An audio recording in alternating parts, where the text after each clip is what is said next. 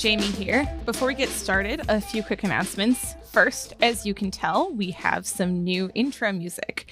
This music was created by the talented Sam Brunwasser. And if you would like to check out more of his work, you can find it at soundcloud.com/visualsnowbeats. And that will be linked in the episode description. Secondly, I'll be hosting a YouTube live stream with our expert for this episode, Dr. Neuro, on Saturday, April 8th at 7 p.m. Central, 8 p.m. Eastern. You can tune into that live stream at youtube.com/@plainenglishsci. That's PLAINENGLISHSCI. And ask Dr. Neuro your questions about the topics brought up in this episode. With that out of the way, on to the episode. Welcome, everybody, to the 20th episode of In Plain English. I'm your host, Jamie Moffa, and today we're going to be discussing the paper Longitudinal Analysis Reveals High Prevalence of Epstein-Barr Virus Associated with Multiple Sclerosis by Bjornevik et al. Here with us to discuss this paper is our expert for this episode, Dr. Neuro. Dr. Neuro, would you like to introduce yourself? Sure thing. Thank you for having me. So I'm Dr. Neuro. I am a medical science communicator on Twitter, Twitch, and Instagram. I typically focus on communicating and breaking down a lot of the complicated sciences that surround just in general infectious diseases, vaccines, and work surrounding that for general public. Also just in general debunking a lot of the misinformation and disinformation in the internet. So, and I've had about 8 plus years working within the federal government, currently with CDC to do a lot of work. My opinions don't reflect that of my employers. And none of my stuff that I'm saying here reflects any actual clinical advice. I wanted to make sure to preface that, and that, just in general, I'm happy to be here. Yeah, thank you so much for being here. And here with us to discuss this paper are our two non-expert guests, the pop historian and Andrew Jensen. Would you each like to give a brief introduction? Hi there. Yeah, I'm the pop historian. I make YouTube videos about history. Really excited to discuss this paper. My name's Andrew Jensen. I don't do anything on the internet as a general rule, but I'm here to discuss this today because my wife has MS, and as such, I am very interested in the subject matter. Well, without further ado, Dr. Neuro, take it away. Sure thing. So, one of the reasons why I picked this paper, and I kind of had a brief discussion on this with several folks beforehand, it is a good example of a case of a study that actually is very well designed, and actually really kind of hones in on one of the bigger questions as to like what the cause of multiple sclerosis is. One of the many, big mysteries of kind of, in the medical world is just in general, like what causes multiple sclerosis. There's several working hypotheses that kind of worked around it. And I think one of the many, and we'll talk about this later because I know these are one of the questions that, the gentleman online had asked is, looking at Epstein-Barr virus and seeing if there is a strong association with those who have had the infection with this specific virus could lead to a higher risk of multiple sclerosis. And what ended up happening was that because the study of, it does a really good job of, looking at all the factors and then testing itself and making sure that there's no bias. And then seeing that there is a very strong relationship between those that have had Epstein-Barr virus infection and those who have had eventually develop multiple sclerosis down the line.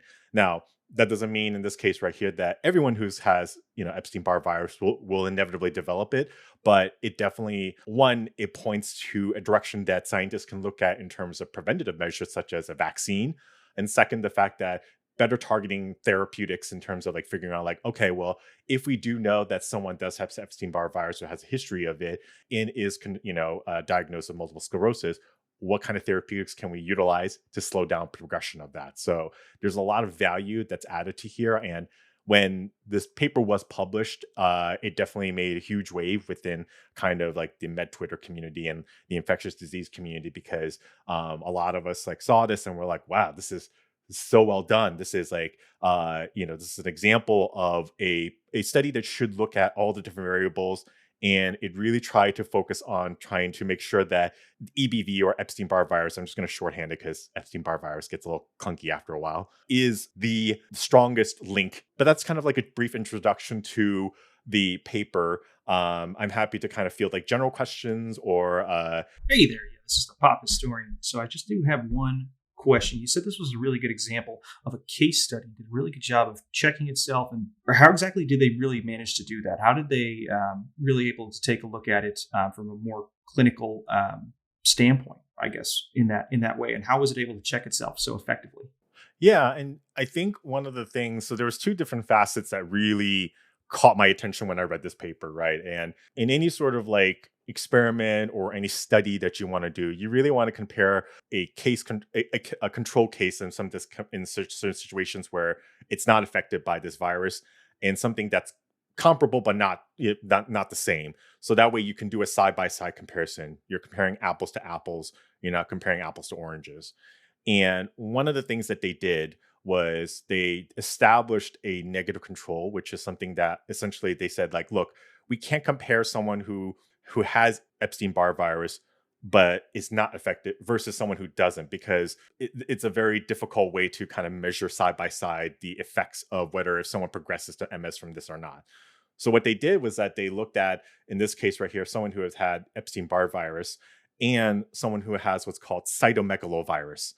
And the reason why this is such cool comparison between it is because they're both have the same epidemiology in terms of like they affect the same group of people, have the same sort of race, gender breakdown of the effects, and they also just in general are like they're kind of distantly related cousins in terms of the herpes virus family. So it's actually a perfect comparison because you're kind of really looking at, you know, a Granny Smith apple versus a golden gala. I don't know apples if you can't tell, but you're looking at these two different apples and you're able to do a comparison of that.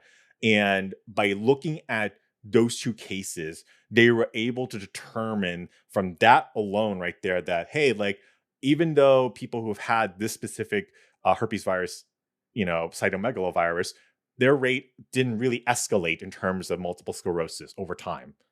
Epstein-Barr virus did. But what's even more interesting about this, and I know this is a question that's also been asked, is they went a step further and they said, okay, well, I want to check myself even further. I want to know that, hey, like, did something happen to these individuals that make their immune system more susceptible to infections? Did something else? Was there another virus that helped them along to create a situation ideal for, in this case, in multiple sclerosis? And so what they did was they literally took this, you know, software or this, testing regimen, which we'll go into a little bit, that looked at almost every single popular virus that's out there. It's like the who's who of the virus families. And they did a comparison across all of those and found that no matter where they tested it, pre, post, whatever, in terms of MS, that whoever showed up, it was always Epstein-Barr virus proteins that were always present. And they checked even after that point just to make sure that they were like, okay, well, are we biasing our situation here? Are we not looking at something as a third culprit here? So a lot of this was just kind of like making sure that they're leaving no stone unturned in the situation right here. So that's kind of where it's really a good example of a good study here, because they are not biasing their results towards Epstein-Barr virus because they're checking themselves in every step. So I guess then a follow-up question, and this is just my own lack of understanding. Based upon this, are we saying that EBV is multiple sclerosis a symptom of EBV, or is that a whole other disease that is much more easily transmutable with EBV? So that's a great question. So to really kind of answer this, let me just kind of get into the general idea of what like multiple sclerosis is. So the general idea behind it is that it is an autoimmune disease and where your own immune system actually attacks the nerve cells, or in this case, like it's a demyelinating disease. Which, to understand that, let's go further into what, you know, a neuron is. So, you know, in our central nervous system, this central unit of it is a neuron, where you have a nerve cell and then that long body called the axon. So that cell body receives messages from other neurons, right? So like, let's say if you see something and you know it's blue, that transmits a signal in there, and it innervates a signal through this pathway through all these different nerve cells. And the only reason why you notice it so fast is because, you know, these nerve cells work like remarkably fast. It's actually astoundingly fast how quickly your nerves work. And it's actually the only reason why is through this idea called saltatory conduction. And that's can only be conducted, it can only be done actually because you have these things called myelin sheaths. And these things are like fatty cells that wrap around the axons. And they're kind of like little segments, like, you know, kind of like little hot dogs, like in this case.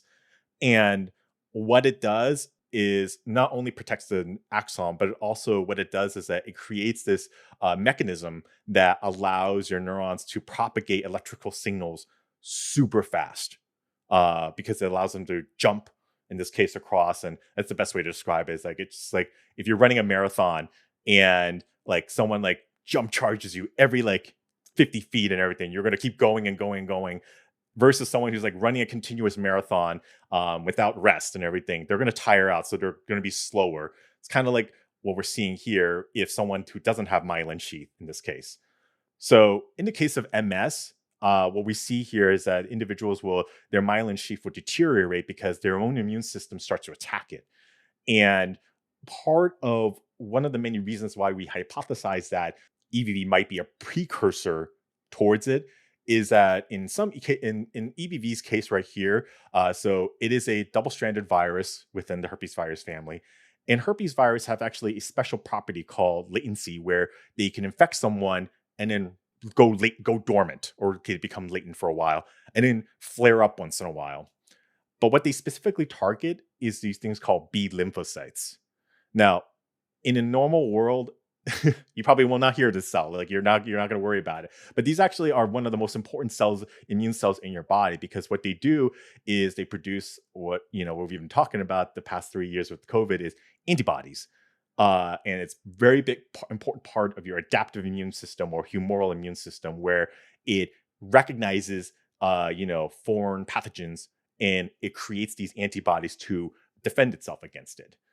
But what's nasty about EBV in some situations is that it can attack these B lymphocytes and then lay dormant, reactivate once in a while, and causes those B lymphocytes to go berserk, in this case right here, and essentially hijack the mechanism behind it and cause them to attack your own bodily cells.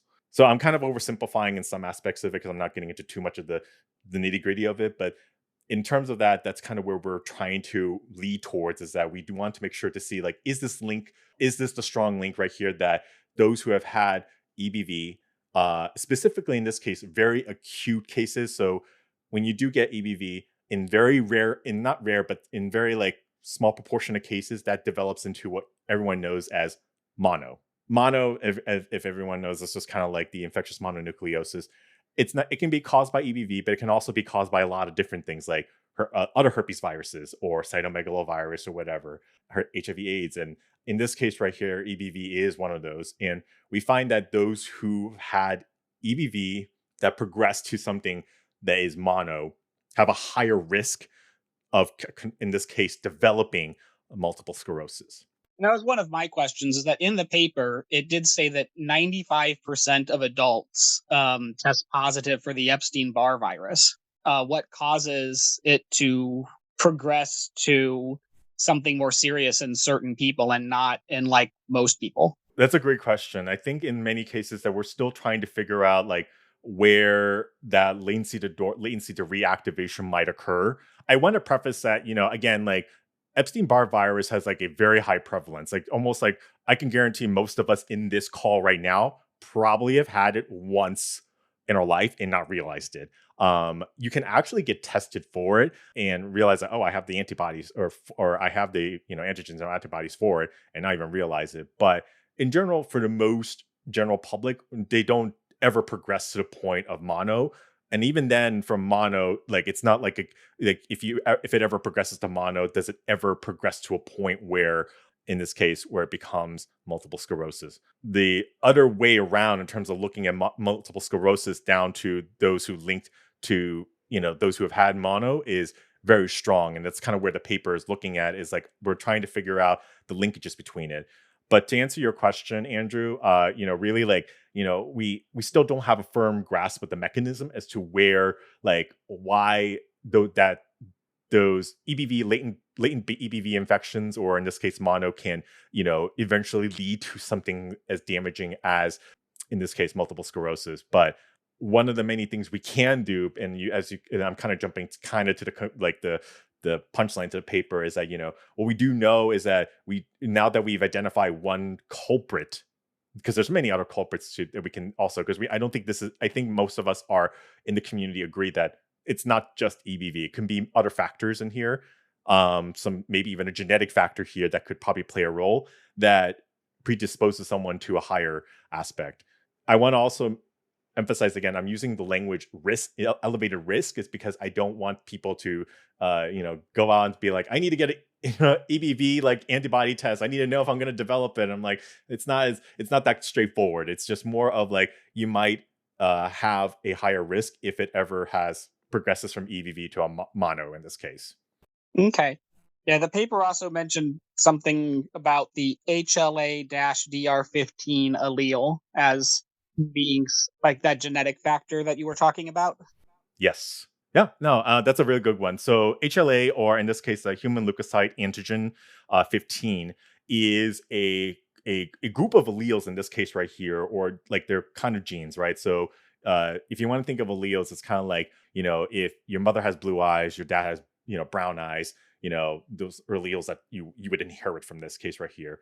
This HLA-DR15 is something we have noticed is a consistent, marker, or in this case, genetic marker that we have noticed. And that's not saying that this is the definitive, right? Not everyone has this genetic marker, but it's prevalent enough to the point where they were like, okay, so this might be a factor that might help. And one of the hypotheses they noticed in there as well is that they said that it might be that HLA-DR15, that genetic factor, plus having EBV becoming mono, might be a factor as to where it could lead to multiple sclerosis. So it's potentially a case of multiple risk factors overlapping, and once to all cause the end effect. Correct. Okay. So I guess kind of based on that, you have the EBV virus. We already know that this is a problematic virus leading to mono, and then definitely is now we do know it's one of the major risk factors, or assists with the with MS. What is kind of being done in regards to either vaccine or inoculation against it? Or is that one of the bigger problems that we're having within the whole herpes virus family? Well, so one of the good things, one of the good things about, and I say this with a big caveat because I don't want people to think I'm celebrating, because certainly not, but with COVID was the fact that, vaccine development has really escalated as a result of it, right? There has been a lot more research now developed. I think right now NIH is running 2 concurrent studies right now, or clinical trials to look at EBV specific vaccines as a kind of preventative measure for it.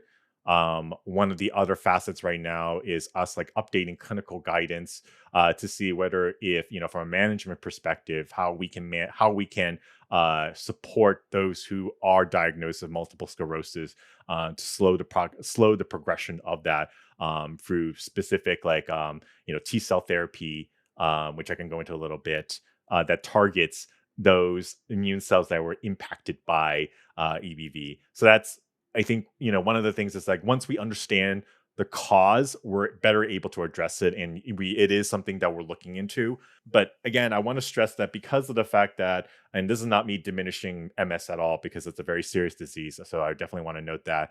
But with EBV in general, like majority of cases of people who get EBV, it's like very mild, very, very mild. Like you probably don't even notice it. It could be that you might be under the weather one day. You might have had that EBV, or in some very rare situations, EBV can cause like complications. So that is something, but these are so rare that that's the reason why I think, again, it's just one of those things that, like, from a pharmacological intervention, some companies have kind of just like not has been as focused as much. But because now we have this very important paper that came out, and this is a landmark paper, by the way, I would consider it. There's very rare papers I would consider that category. There's been a renewed interest into kind of like looking into that. So I don't doubt that within our lifetime, we will see something like an EBV vaccine that comes out. Cool. And then I just had one question on an acronym used. What is the NIH? National Institute of Health. It is the government arm of that focuses on health research and basically like a lot of cutting edge stuff that we do in terms of like clinical development and guidances. So, okay. And then this is just a quick follow up, not trying to get off topic. What's the difference between the NIH and the CDC? So CDC actually, they're very much a public health agency versus a lot less of a research and development clinical research and development group. So NIH is very much more focused on that. So if you look at CDC, we're much more focused on integrating that clinical research and the clinical data and the population level data, and we provide the guidance for that. So if we see something that comes out, like let's say malaria hits into the United States, which by the way was the reason why we started the CDC, was because of malaria. A little trivia fact for everyone.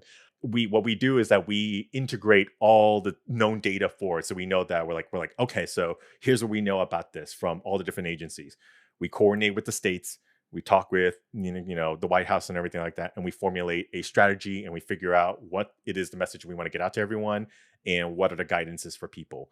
We don't CDC does not enforce anything. It's more of just like, here's the guidances that we put out.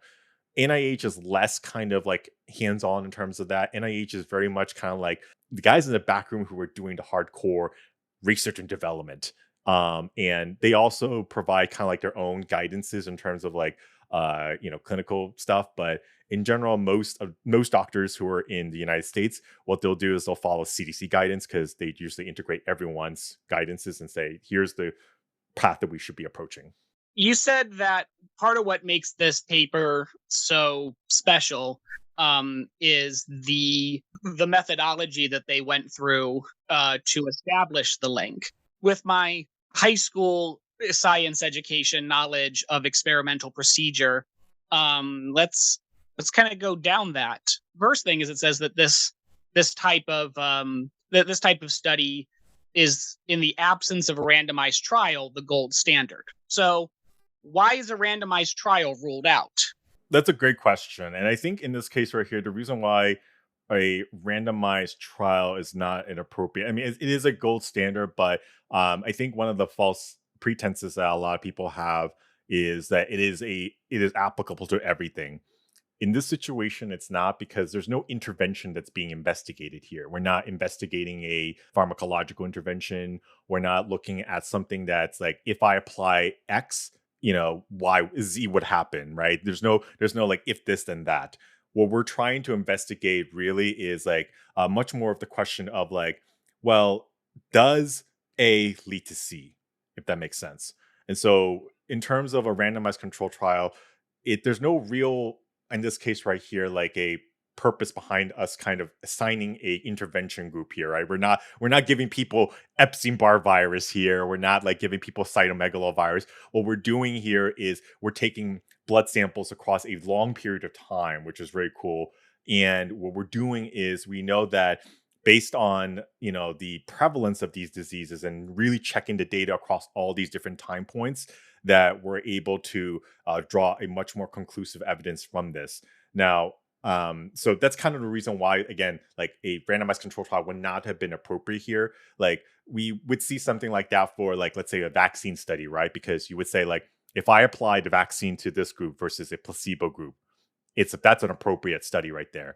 Or if I applied this drug, would this slow down Alzheimer's or whatever? And we applied, and then if I didn't, what would the progression look like?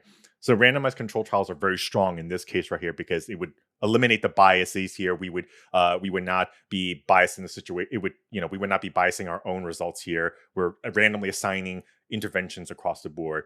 But here we're just kind of letting Mother Nature do its own random nature, right? We're just kind of like taking the samples across the board, and we're just saying like, okay, like, go do your thing. We're not going to intervene. You do whatever you need to do. We're going to let the fact that we know that Epstein-Barr virus is so prevalent, and we also know that cytomegalovirus is pretty prevalent, that we're going to let it do its thing. And what we're going to do is we're going to investigate afterwards to see if there might be a situation where these trends would point towards one thing or another. Okay. All right. And so the study shows a very large correlation between EBV and MS over the length of the study. And anytime there's correlation, they drill into our heads, correlation does not equal causation. You can either A could cause B could cause A, or some third factor, C, could cause both A and B. And so all of these additional steps discussed in the paper are about ruling out those other possibilities, right? Absolutely. And, this is a great point, Andrew. And I think one of the many things that a good study will always, and this is like drilled in by my advisor, a good study leads to more good questions. And I think what in this example right here is that this leads us to a much more focused approach to now say, like, okay, we see that there was a strong link. Understanding that correlation does not mean causation. Let's take a look into investigating what the cellular mechanism might be that would lead from A to C. And let's see where it could possibly lead to. And I think that that's the big value of this paper, is that it firmly establishes the fact that there is a strong trend right here. We need to investigate this further. And because beforehand, from EBV itself, we do know that EBV does cause, it does like infect the immune cell that's responsible for attack, in this case for the autoimmune aspect of it. We do know that, and we do see that there is, in this case right here, and I think we see a lot of those proteins from EBV and neuroaxonal damage, like both present there. And it's just kind of one of those things, like if you go to a crime scene and if the suspect left their coat there, and you see that there's all this other evidence here, you're gonna be like, okay, well, I'm gonna focus on this culprit, right? I'm not gonna go and like canvass the whole neighborhood. Now I know that it's this person I need to really question, and their his or her or their circle of like contacts. And I think that that's what makes this study so valuable, is that it really raises like the bar in terms of like how can we do better investigative like clinical stuff like there. And so the side study about the second virus, the CMV, comparing to EBV, that the comparison that it makes between those two, is that what rules out the idea that there's a third unknown factor that's causing both risk factor for MS and EBV? So there's twofold, right? So it's, we did see, so they did the comparison between cytomegalovirus or CMV because, again, they wanted to compare a herpes virus to a herpes virus, right? They want to see like, okay, well, we know that EBV is a big culprit, but let's, put a side-by-side comparison, apples to apples in this case, right? Because they're both herpes virus, very closely related, and see what happens in this case right here if people who had CMV versus EBV, what they look like and what they trend towards for MS. And so that's the first factor. So CMV, so when comparing for CMV, there is not the same link between CMV and MS as there is between EBV and MS. Correct. And they also don't want to, and they also want to make sure in this case right here, it does, like, obviously they want to see like the CMV, like, or people who have had cytomegalovirus or EBV, does it impact, how that risk factor changes or anything like that, right? So they want to double check that. But in general, they found out was that regardless if there was EBV present in that person had severe EBV, that their risk factor for developing MS was significantly higher, period. And so it made a profound case for that.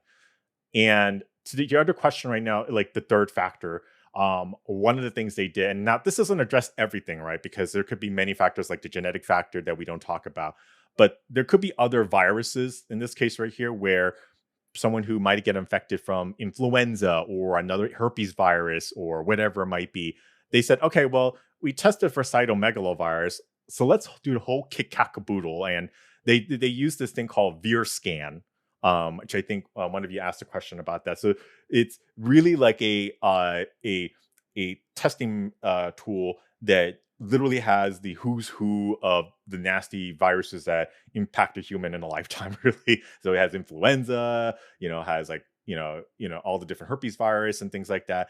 And what they did was they not only tested, in this case for the EBV protein, they said, okay, well, are there other proteins or antibodies that are present in the blood during the whole course of the lifetime? And what they found out was that regardless of the time period that they tested, EBV was always there. Like, it's the one dude who's in that street corner. You're like, okay, well, if they're always going to be there, this is the chief culprit here. Like, no one else is around. There's no other viruses that's present. There's no one who's left a call sign here. That it's really like all the signs are pointing towards EBV. And that's what made it so cool, is that they tested for all these other panels of viruses which VirScan offered, and it ended up yielding essentially moot. Okay, so it was really a bunch of parallel tests for a bunch of different viruses to compare with the EBV, which was the subject of the study itself. Correct. Okay, and so that's that kind of, and again, high school level understanding of methodology. That's kind of like establishing the control group. In a weird way, it is, but it's also very much just like a checks and balances system in here, more so than like a control, because it's basically checking to make sure, like, hey, like, just because we see that there's a good result between EBV and cytomegalovirus or CMV, let's just make sure that there's not something else that we're not considering. And so they literally ran it against like the whole gauntlet of other viral infections, because what they're concerned about this is that there might be some immune dysregulation that might be happening because someone else might have had another viral infection that might be happening. One of the big, to draw to, current times, like someone who has long COVID, for example, we know that there is some immune dysregulation that might occur in some cases. So they're wondering, like, okay, well, like, if someone had COVID, like, does that impact their chances of getting multiple sclerosis, or does it impact their chances of going from EBV to becoming mono? Like, they want to double check to make sure that there is that other X factor that they're missing here, right? And that checks and balances system is what is so, and not to get geeky about this, it's so beautiful about this, is that they really tried to make sure to like check their own bias at the door and be like, okay, well, we want to make sure it truly is EBV. So I'm going to really go through and canvas everything else, make sure that there's nothing else that might be impacting it before we decide to say that there is a strong relationship here. Here I have one quick question on the VirScan process. So this study takes place from 93 to 2013, over 20 years. This VirScan, I'm not familiar with it. Was it implemented first back in 93, or was it implemented a longer during that process? And if it was being conducted after that 2013 point, or even say at 2007 years into the study, where was all that genetic data and that testing stored so that way they could test it? So VirScan typically runs its own database of the genetic components of it, and a lot of it is like common diseases we have seen. And we, in terms of like, for example, I'm trying to think of like dengue virus is one that's been around for quite some time. That's what they tested for. Rhinovirus, your common cold, is something that's been around since God knows when. And obviously, you're not going to get everything. So that's where limitation might come into play, is that you're not going to get everything. Really, like, what made this so great about this experiment was that it utilized the blood samples that were collected from the Walter Reed. It's the blood bank that was with the military base, and I forgot the name of it. It's going to be Walter Reed. And what they did was that they took advantage of the fact that they did like this very rigorous like collection of these serum samples, and they were able to collect it diligently over the course of the years.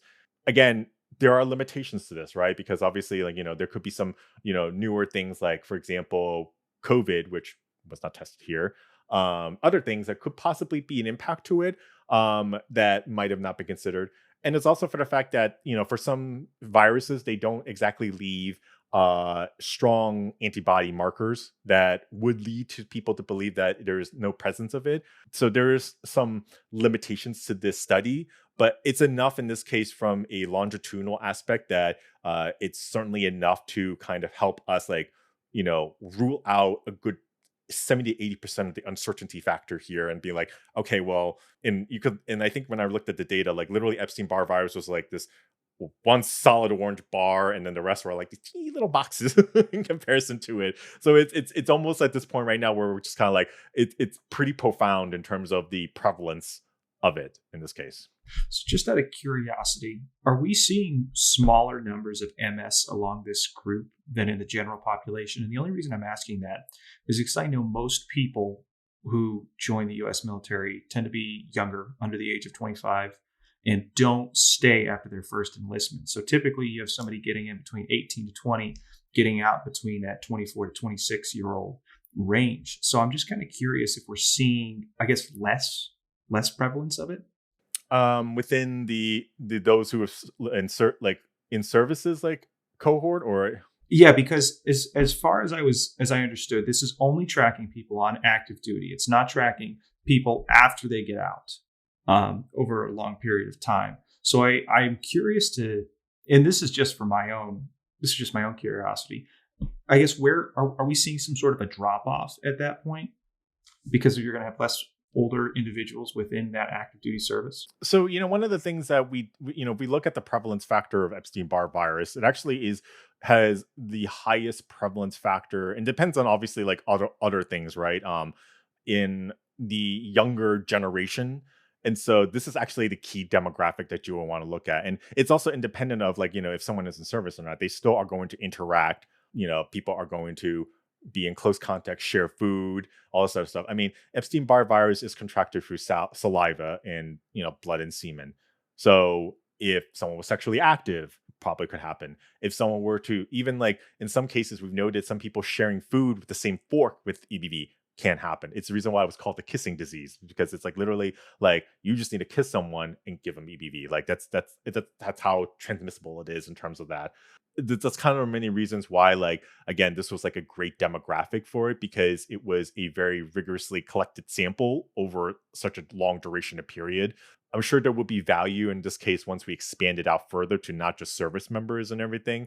But I think from a logistic perspective, this was the best you can do here to really kind of have a rigorous, like, longitudinal study in this case, where obviously service members do need to come in and do need to, do their health examinations, that they are able to do that. So that's where the value of this comes in right here. So pursuant to that, what was the retention rate like? What percentage of people were still like participating by the end of the study compared with the beginning? That's a good question. I do not know the actual answer to that one. So I know that just off the top of my head, between 50 to 75% of people drop off after their first tour of service. And then as for retirement, so if you joined at 20, you'd retire about 40. That's about 10 to 20% of people. But so is there anything in there that indicates like what the end for this is, and whether like how they're dealing with dropouts? So people who did all the initial assessment and then somewhere along the way were lost to follow up. Yeah, I think one of the many things, like in terms of like a study like this, is that once a patient drops out at a certain time period, I don't know what the exact time period was on top of my head, that would not be considered as part of the sample. And it's actually like the initial sample, I think, was like 10 million individuals. So I mean, like, again, like we're not going to use all 10 million individuals in this case right here, right? So they're going to like pare that down. It did, what I remember in this case, was skewed very heavily towards males versus females in this case, which can impact us here, because again, we need to think about, from a sex disaggregate, like, does that impact the results of that? So we would need to take a look into it. But what they ended up finding out was, once like they've done the due diligence of like pairing the population, that large 10 million sample, it was a little bit more balanced, but not as much. But it was still like, and I think like 60 to 30 or something like that, from between male to female. And that age range also differs too in terms of like the population, right? They had individuals that started testing right when they were in their 20s, and then some 30s, 40s. I think they had like upwards to like the like mid 40s or something like that, maybe even higher. But it provided much more broad range of age to make sure that they're controlling for that. Race as well, that's another thing we want to take into consideration as well.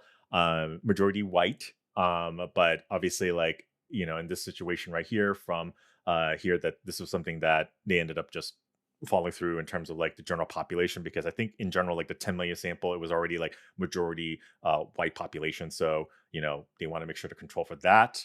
And then obviously if they drop out after a certain time period, like they would that would not be logical to include, because obviously there would be you would have a loss to follow up, like you mentioned, right? So there would be no way to determine whether if that patient ABC progressed to MS or not. So they were able to control for that as well. That's interesting. I mean, it's more of just in this case right here, because they had such a large sample that if someone were to drop out, it's not going to be the end of the world, right? Or someone that is not able to participate any further.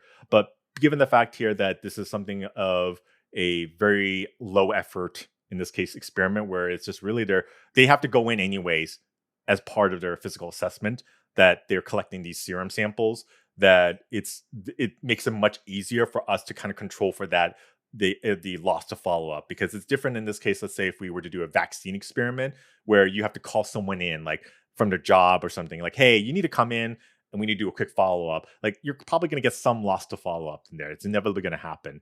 But in this case right here, what's great about this is that we were able to like have a institute that already mandates this kind of, and already within like the population, that it makes it that takes the complication out of there right there, that they can just be like, hey, just come in for routine, evaluation, and oh, by the way, I need to get your serum sample for this.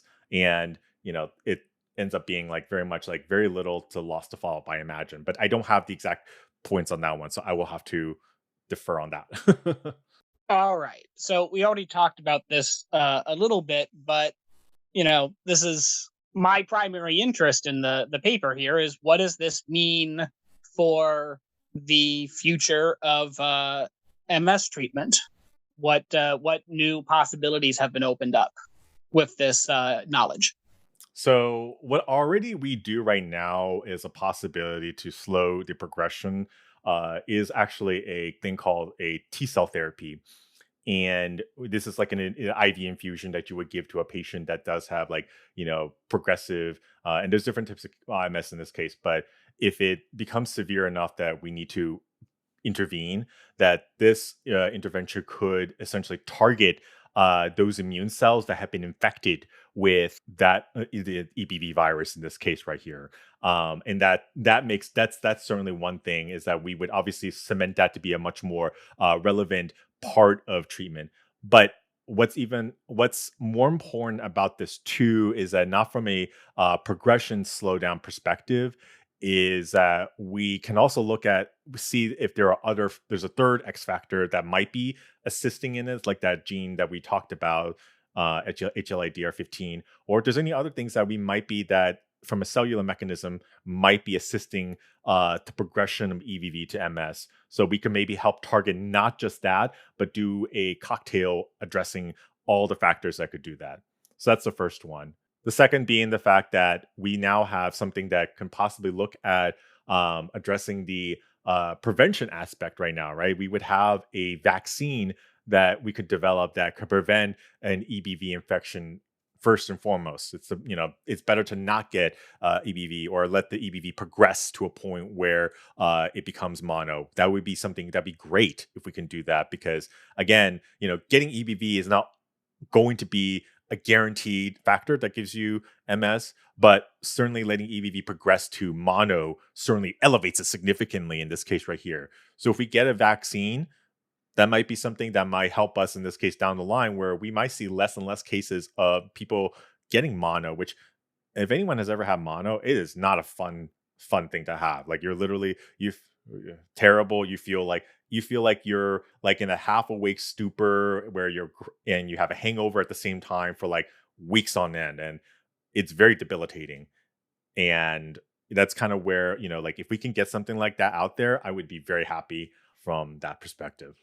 No, I think that, again, like, this is just like one of those examples of a great paper that really helps. Like, a lot of people want to assume that a paper is going to give you the answers, and this paper ended up really like cutting down all the white noise and really getting down to like, what are some of the better questions we can be asking about MS and EBV. And that, to me, is like what I would consider in my book as a landmark paper, is that it really rallies the community and says, you know what, like, hey, we have like a potential pathway to maybe, one, finding out more about MS and what's causing it, Two, what can we do better to help support people who have MS? Or what can we do in terms of people who have that?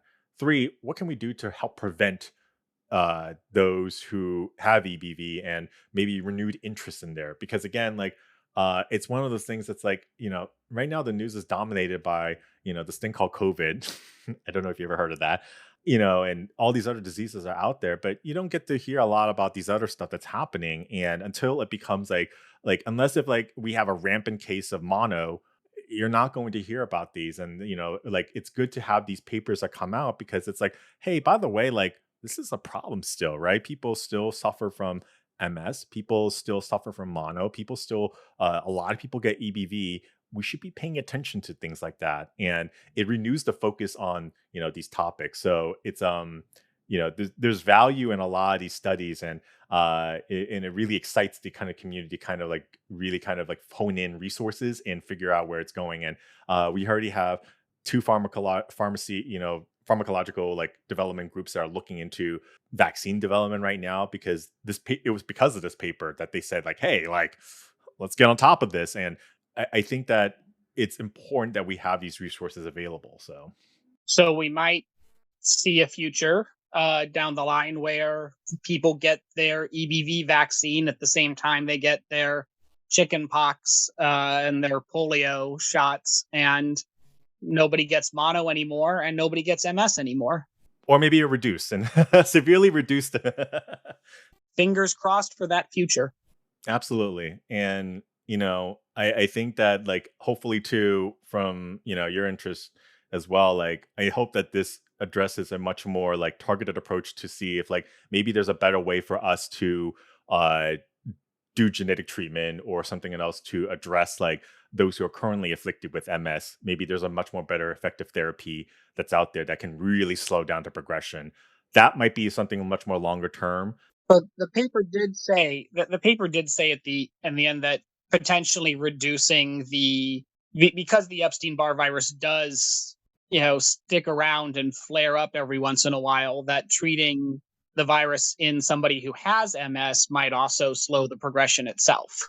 That stood out to me as, okay, this doesn't just prevent future cases, but it might help slow down the progression of existing cases, which, yes, that is good news to me. And again, like I think like a lot of people are still arguing as to like mechanisms of what causes the flare up once in a while. But I think that regardless, though, we do know that no matter who's causing the fire, we know that there's someone involved with who's doing the arson, and we can do a much better job of preventing that arson from happening. And I hope that in this case right here, we can lead to much more immunomodulatory like therapies that can really like target that from someone, in this case, getting those flare ups, in this case, or getting like relapse of MS, to maybe getting once every 10 years or so, or whatever it might be. You would essentially, if you can really target it down to the cellular level, you can easily, like, if it's done well, can effectively increase the lifespan by a good 15 to 20 years in an individual if you could do it right, which is fantastic. Yes. So one last question I think that I had was, I know that a lot of this work, especially with this landmark paper, is being done on these large scales with these truly professional members of the epidemiology community. What would you normally say to somebody who maybe doesn't have that training or that education, or who maybe is interested in more in a non-professional sense? I guess what would those kinds of people have to do to kind of get involved in this, or to be somewhat active? So several things you can do, really. If someone is very passionate about, let's say, MS right here, right? There's a lot of organizations that want to spread awareness. One is making sure people are aware that this disease is out there, and understanding and trying to do your best to kind of like spread awareness of this disease, and that, there is some unknown causes and aspects of it, and what are things that people should be looking out for in terms of signs that someone might have MS in this case right here. So that's one aspect. The second, if you want to get into more technical support, a lot of these organizations need clinical trial participants. And it's something I always like point people to, is like not just NIH, but like even like pharmaceutical like groups like Pfizer, for example. They have a website literally that has clinical trial participants. And If you happen to be in an area that is recruiting for those, great. Like, get involved with those. Like, if you can, like, it's valued, and you would really be helping to create that body of evidence that's needed to support whether if a therapeutic goes into the FDA queue of a therapeutic. The third is looking at what academic institutions are doing. So one of the many things that academic institutions also do, and I even for myself recently participated in a long COVID study where they were asking like, hey, if you've never had COVID, we need your blood. Come in and let us take a sample of it, and we want to check for these things. And because I had a friend who worked at Yale at the time, she recruited me to do it, and I immediately signed up. You don't get money for it. It's just you just go in, 15 minutes, they draw your blood, pipette out, you're done. And I think it's just more of, again, like, if you are very passionate about it, if you really want to support this in any way capacity, like, really talk to these organizations and see where you can lend your hand, from either a participant or maybe just in this case your voice, from this perspective. Because again, like, in this world right now, because especially now more than ever, like, infectious diseases are becoming much more of a talking topic of everyone, right? Like, people, I think, like, maybe if you talked about 10 years ago, we wouldn't have these discussions about like all the stuff that's happening in Africa with monkeypox. We wouldn't talk about like, polio in New York. We wouldn't be talking about all this stuff as much. But given our renewed kind of like our laser focus right now as a population as a whole, I think it's good for us to remember that there's a lot of other nasties that are out there that does afflict people from a day-to-day basis. And we need to make sure that we keep a global view on that. So if you feel like you're not supporting it, like, even lending your voice, like I said, like being like, hey folks, like, it's MS, it's month for MS awareness. Like, here are some websites you can go to learn about it. Did you know this fact? Did you know this fact? Like, or, I mean, that is a lot of those things you can do to make sure that those awareness is kept up. Because if we don't talk about it, I can guarantee you a lot of times, like, just the general population, we just kind of like out of sight, out of mind. And you can tell right now that because there's this renewed focus, like, these pharmacy giants, and like I said, they're in it for profit. I mean, they know that they're gonna get something out of this. Like, so they're like now pumping money into this and saying like, hey, we have a potential path for it. Let's focus on developing this vaccine. And I think that having that focus and seeing like that there is that kind of mobilization really helps. And when is MS Awareness Month? March. In addition to paying attention to March Madness, you should pay attention to MS Awareness Month. Is anybody working on developing a cure for March Madness? Not that I know of. I'll talk with the Pfizer group. They're just moving over to baseball. I think that's what it is. I'm sure that'd be a fun experiment to run to figure out what the cause of March Madness is. So what do you see as some of the barriers to getting some of these treatments or vaccines like more researched and implemented? Well, for EBV, I don't think it depends on who is going to spearhead the process, right? Like, again, you have NIH and a couple of like big giants running through it, so it's not going to be an issue. But what ends up happening with a lot of these therapeutics and interventions is that you run into funding issues, right? You run into funding, you run into logistic issues. Recruiting for clinical trials is, if anyone has actually ever done it, you can probably, I can hear the collective groan from all over the world is like collecting people, like trial participants. It's very difficult. Like, one of the things I cannot emphasize again is just how we really benefited from having a global population to do clinical trials for when COVID happened. It was so easy to, like, you could literally slap a finger down at any spinning part of a globe, and you can, well, minus the C, and you could get people to, participate in this, and you would get a bunch of unexposed people to do testing for it. And that's what really made it, like, that's one of the many key factors that made it so easy for us to kind of like really amp up and really made the process faster for us to kind of do clinical trials for COVID. And in situations like EBV, I think that, they're doing a much smaller scale study, but in typical like clinical trials, like, you're not going to get that many people, right? Like, like, I think this is the many issue you have with, like, for example, another passion of mine is Alzheimer's. It's already a very rare disease. So chances of you finding someone who is going to participate in Alzheimer's, which most will, because it's currently not a curable disease, and you have many people who are willing to participate. But it's hard to find a diverse set of group of people that you can do to really do investigatory mechanism. And there's always risk factors that are associated, right? Especially if it's a new treatment, like you want to make sure that you are really accounting for that. And a lot of times these things don't end up panning out, and a lot of drug companies don't want to upfront that money for that risk factor. And so what made example again with COVID was that the governments worldwide basically threw money at these companies, says we will bear the burden of the risk factor here, do your thing. And that's something you don't normally see in any other pharmacological intervention like development. And that's something that, again, if we had everyone's all hands on deck, all the resources in the world, I guarantee you we probably could solve something like cancer or things like that. But the reality of it really is just that there's only a finite amount of resources, and so many diseases that we're trying to work on that it just becomes one of those what do you prioritize first, and how do you go about it? So I would say in general, if any sort of investigations into these interventions, is always comes down to just resources. And I'm sure you probably know, especially if you fill out grant forms and everything like that, how much of a pain that is to fill out an RO1 and all those grant forms. They are, if anyone who's listening, when you fill out grants for NIH or things like that, they make you fill out these really painful set of forms. It's I told people, it's if you had to wait for a DMV and there's 50 people in front of you, but you have to do this 60 times over and over again to fill out one form. That's kind of what filling out a grant form feels like. It's very painful. All right. Well, thank you for taking the time to explain this landmark paper to us.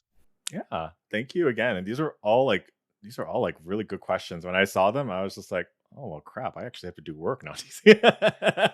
No, they were very good questions, and I'm really glad that, and hopefully, everyone on this call and anyone who listens, hopefully I've done my job in better explaining it. I'm sure there's probably parts where I might have glossed over too much, but always happy to chat with folks and things like that. So I'm very open to that. Before we go, though, do any of you have anything that you would like to plug? Where can we reach you online? Anything like that? I could start off on this one. My only plug really is, you can find me on Twitter, also via Mastodon, especially with the recent situation, and Instagram. You can find it under the moniker of Dr. Neuro. That's probably the best way to reach me. But also my quick message as well is, if you have not already received your bivalent vaccine and you are eligible, please ensure that you go get your bivalent COVID vaccine and also get your flu vaccine, especially at this time. I cannot stress this enough. I'm sure when this airs, it might be a different story, but definitely make sure that if you are eligible, go get that vaccine. It is safe. We have tons of data supporting the safety of this. And, I myself have gotten it and have not turned into a monster yet. So, and I don't have 5G yet. So, I definitely want to plug that. So that's it for me. And I'm the pop historian. You can find me pretty much only on YouTube. Yeah, I got all the other socials, but I never post on them. I make short form history documentaries, about 15 to 20 minutes long. Should have just finished my series on writing throughout history. And then I'm working on, or I just finished, a bit about tourism and tourism through the ages. Great. Well, thank you all again for being on this episode. This was a great conversation. Yeah, this has been great. Absolutely, Dr. Neuro. I mean, this is, you've really managed to take this landmark paper and break it down into plain English. I understood every word. Yay, I am an actual science communicator. There's the title drop. I had to do it. I'm so sorry. It was beautiful. It was very well executed. Well, with that, we have been discussing the paper, Longitudinal Analysis Reveals High Prevalence of Epstein-Barr Virus Associated with Multiple Sclerosis by Bjornevik et al. Our expert for this paper has been Dr. Neuro, and our guests are the pop historian and Andrew Jensen. Remember to tune in on Saturday, April 8th at 7 p.m. Central or 8 p.m. Eastern for a follow-up conversation with Dr. Neuro, and that'll be live at youtube.com/@plainenglishsci. That's PLAINENGLISHSCI. And once again, our music is by Sam Brunwasser. You can find more of his work at soundcloud.com/visualsnowbeats. Thanks again for listening, and we'll see you next time for another episode of In Plain English.